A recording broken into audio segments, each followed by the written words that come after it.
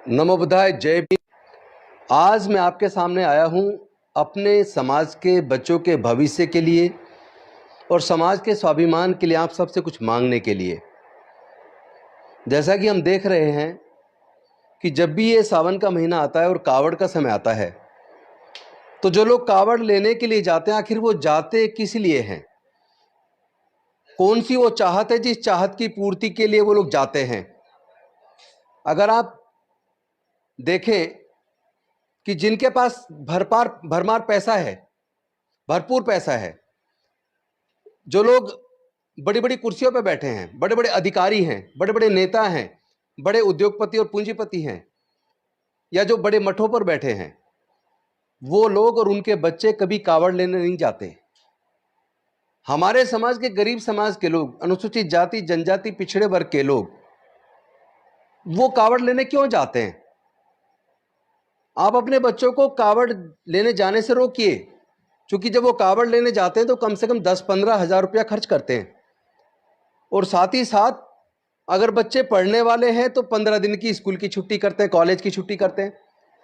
और जो लोग प्राइवेट कहीं नौकरी कर रहे हैं, कंपनी में किसी फैक्ट्री में नौकरी कर रहे हैं, तो वो कम से कम 15 दिन की छुट्टी करते हैं। एक तरफ उनकी तनख्वाह मारी जाती है, ऊपर से वहाँ जाने आने पे जो खर्च होता है वो खर्च भी करते हैं। इससे फायदा किसको होता है?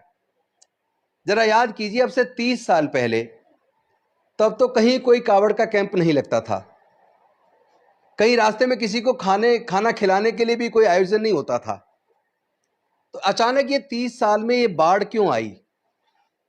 तो एक तो मैं आप सब बहनों से, माताओं से, बेटियों से ये निवेदन करता हूं कि आप अपने भाइयों को, अपने बच्चों को, अपने पतियों को, अपने पिता को किसी भी सूरत में कावड़ लेने जाने से रोकिए, क्योंकि इसमें आपकी बर्बादी होती है। और इसमें जो लोग वो सामान बेचते हैं उनका व्यापार बढ़ता है। जहां आप चढ़ावा चढ़ाते हैं वो भी किसी के घर में जाता है। यानी कि जिस सामाजिक व्यवस्था की वजह से आज हमारे समाज के मुंह पे लोग थूक रहे हैं, थूक चटवा रहे हैं, हमारे समाज के मुंह पे लोग मूत रहे हैं, हमारे समाज की बहन बेटियों की इज्जत लूटकर उनकी हत्याएं कर रहे हैं, हमारे समाज के युवाओं का कत्ल कर रहे हैं, विरोध करने पर हमारे घरों में आग लगा रहे हैं। कहीं ना कहीं उसी सामाजिक व्यवस्था जिसने हमें वर्ण व्यवस्था और जातियों में बांटा, जिसने पाखंडवाद, अंधविश्वास को इतना ज्यादा बढ़ा दिया कि आज वो सामाजिक ताकतें मजबूत हो रही हैं। और जब वो सामाजिक ताकतें जिसने वर्ण व्यवस्था और जातिवाद बनाया, जब वो मजबूत होंगी तो जातिवाद और वर्ण व्यवस्था भी मजबूत होगी। फिर उत्पीड़न की कार्रवाई भी ज्यादा बढ़ेंगी। जैसा कि पिछले 9-10 सालों में उत्पीड़न की घटनाएं बढ़ी हैं, होना कम चाहिए था लेकिन घटनाएं बढ़ गई हैं। देश का संविधान खतरे में है, देश का लोकतंत्र खतरे में है। तो आपके बच्चे आखिर वहां क्यों जाते हैं? जितने भी दंगे होते हैं, दंगों के अंदर जो बच्चे मारे जाते हैं या जो बच्चे दंगे के बाद जेल जाते हैं, वो कौन है? उसकी लिस्ट कभी निकाल के देखिए, ऑन रिकॉर्ड देखिए, आरटीआई लगा के सरकारों से मांगिए। आपको ये जानकर दुख होगा कि दंगों में मारे जाने वाले लोग, दंगों में जेल जाने वाले लोग, दंगों में सजा पाने वाले लोग, दंगों में बर्बाद होने वाले लोग इसी अनुसूचित जाति जनजाति और पिछड़े वर्ग के मिलेंगे।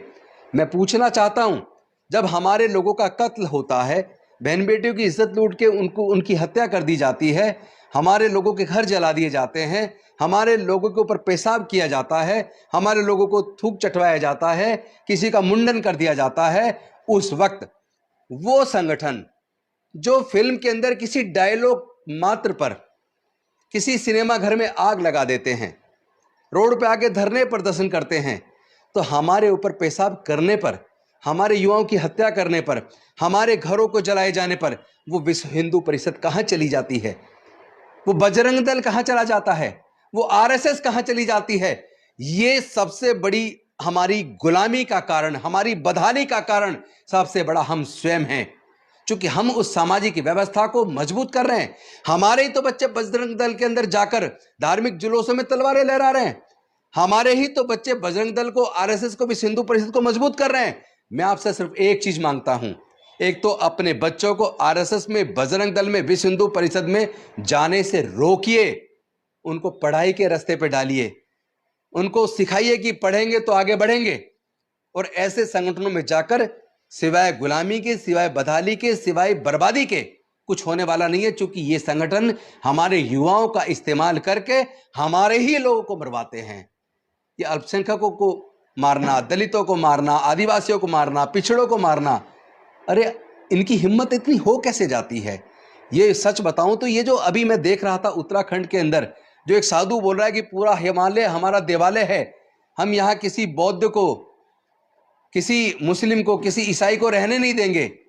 और जिस तरह की धमकियां खुलेआम, गर्दन काटने की धमकी ये साधु के भेष में जो लोग देते हैं, मैं कहना चाहता हूं आप इनको पहचानिए। ये निश्चित तौर पर इनकी अगर जांच की जाए, ये साधु कतई नहीं होंगे, ये जरूर अपराधी होंगे जो अपराध करने के बाद पुलिस के अरेस्ट से भागे और गेरुए कलर के कपड़े पहनकर ये साधु संतों को भी बदनाम कर रहे हैं। क्योंकि साधु संत का मतलब क्या है? संत का मतलब होता है मानव कल्याण के लिए काम करना, घर बार परिवार सब कुछ त्याग कर कैसे दुनिया में शांति कायम हो, कैसे मानवता बढ़े। तो इसलिए लोगों ने ये वस्त्र पहने और घर का त्याग किया, वो लोग साधु और संत कहलाए। लेकिन आज जिस तरह साधु संत का भेष बनाकर ये आतंकवादी, ये अपराधी, ये लगातार खुलेआम लोगों को धमकी दे रहे हैं, लोगों को मारने के, पैरेलल आर्मी बनाने की बात कर रहे हैं, कत्लेआम मचाने की बात कर रहे हैं। साधु का काम कत्लेआम मचाना नहीं है, साधु का काम नफरत फैलाना नहीं है, साधु का काम लोगों के बीच में वैमनस्य बढ़ाना, आग लगाना नहीं है। ये बेसिकली साधु नहीं है, अपराधी है। मैं सरकार से मांग करता हूं इनकी जांच कीजिए, इनकी बैकग्राउंड चेक कीजिए। ये अपराधी मिलेंगे जरूर, कहीं ना कहीं ये अपराध करके भागे हुए लोग हैं, ऐसे लोगों को जेल में डालिए, क्योंकि ये देश को तोड़ने की साजिश कर रहे हैं, ये देश के अंदर नफरत फैला रहे हैं। हो सकता है किसी पार्टी विशेष को इससे फायदा हो जाए, छोटा मोटा फायदा, लेकिन याद रहे जब देश टूटेगा तो पूरे देश को बर्बादी होगी, पूरे देश का नुकसान होगा, क्योंकि ये देश तोड़ने की कार्रवाई है। जब लोग घर जलते हैं ना, तो वो पड़ोसी के घर को भी अपने आगोश में ले लेते हैं, वो फिर किसी की जाति और धर्म नहीं देखती आग। तो इस आग को जलने से रोकिए। सरकारें अगर ऐसे लोगों को बढ़ावा देंगी तो मैं आपको बता देना चाहता हूं, ऐसी सरकारों को भी हम निस्ते-नाबूद करेंगे। हम छोड़ने वाले नहीं हैं, हम सच्चे देशभक्त हैं, हम अपने देश से प्यार करते हैं, अपने देश के संविधान को भी बचाएंगे, देश के लोकतंत्र को भी बचाएंगे और अपने देश में से इस नफरत के वातावरण को खत्म करके शांति और मानवता का पाठ जो तथागत बुद्ध ने दिया था, उस पाठ को पूरी दुनिया को हम लोग पढ़ाएंगे। और मैं निवेदन करता हूं फिर से आपसे, दो ही चीज़ मांगी है, ऐसे नफरती संगठनों में जुड़ना बंद करिए और आप कावड़ लेना जाना बंद कीजिए, कथा सुनना बंद कीजिए। क्योंकि ये जो कथावाचक हैं बेसिकली इनके भी आप इनकी वाणी देखिए, इनकी वाणी के अंदर भी आपको नफरत नज़र आएगी, इनकी वाणी के अंदर भी आपको मानवता नज़र नहीं आती, शांति नज़र नहीं आती। इसके अंदर जो नज़र आता है ऐसा लगता है जैसे किसी पार्टी विशेष के कार्यकर्ता और प्रवक्ता हों। तो ऐसे प्रवक्ताओं को सुनना बंद कीजिए और ऐसे मीडिया चैनलों को भी देखना बंद कीजिए जो बीजेपी के प्रवक्ता के तौर पर अपने चैनल पर डिबेट कराते हैं तो केवल नफरत बढ़ाने के लिए। बस इतनी दो मांगे मैंने आपसे की हैं। इन्हीं मांगों के साथ मैं उम्मीद करता हूं आप मेरे दिल की पीड़ा को समझेंगे और मेरी इस मांग को स्वीकार करेंगे और अपने बच्चों को ऐसे संगठनों में जाने से और ऐसे दंगों में अपने बच्चों का इस्तेमाल होने देने से और ये कावड़ वगैरह में, कथाओं में अपने बच्चों को जाने से रोकेंगे। मैं ऐसी आपसे उम्मीद करता हूँ। बहुत बहुत धन्यवाद। नमो बुद्धाय। जय भीम, जय भारत, जोहार।